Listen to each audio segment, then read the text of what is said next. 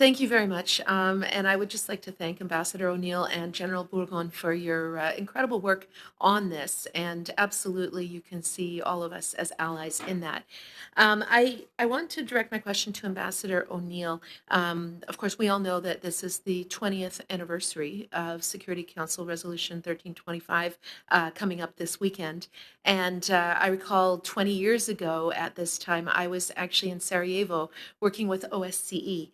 And there was a tremendous amount of celebration. As you'll recall, the war in the Balkans was was the first where war was considered, or rape was considered a war crime, and the women there were very, very important as part of the peace process, although not part of the formal Dayton Accord.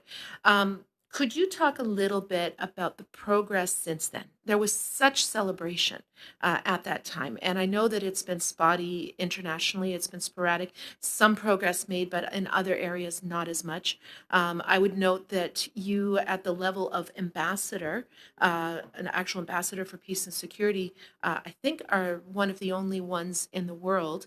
The work that you're doing with your counterparts internationally, you mentioned learning from other countries. If you could elaborate a little bit on the progress over 20 years globally and how much we still need to do and how we're learning from one another. Thank you. Can you all hear me all right? Just give a thumbs up.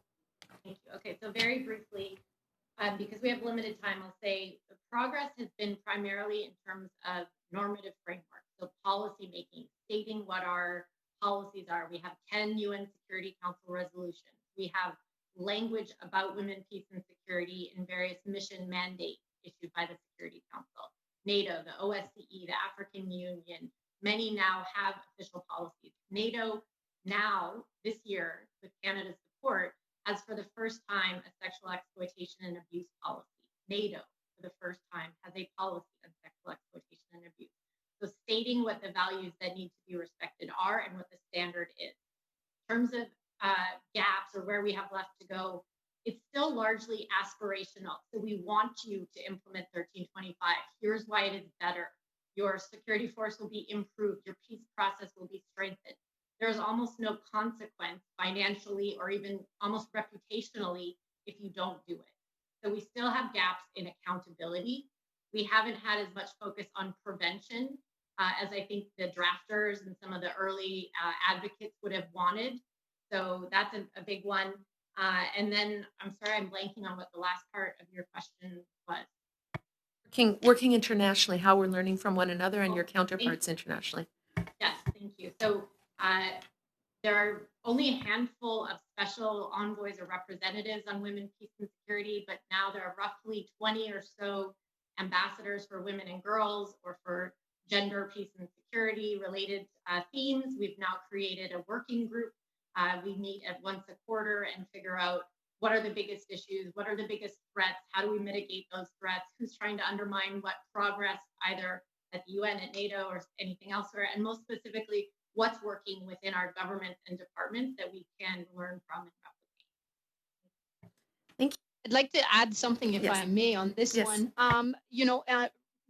The UN, like leadership and engagement, is a big piece too. The UN Women, Peace and Security, CHOD being all the chief of defense of all the country, was launched a couple of years ago, and now our chief of defense is the chair of that committee. And that committee is actually committed to a collaborative platform, working together, sharing experiences, lessons learned, best practices, so that everyone can work together towards success. There's 54, it grew from 14 countries to 54 now, and there's a whole bunch of invitations have been sent. So hopefully there'll be more, but this is a platform of super important men and women, the CHODs of every country, that are working together on the WPS with great initiatives. Now, to note, there's one female chief of defense staff in the world. In Slovenia, there's one. And General Vance has brought together 54 men to talk about the importance of women, peace, and security. It's really tremendous. That's it? That's it. 103.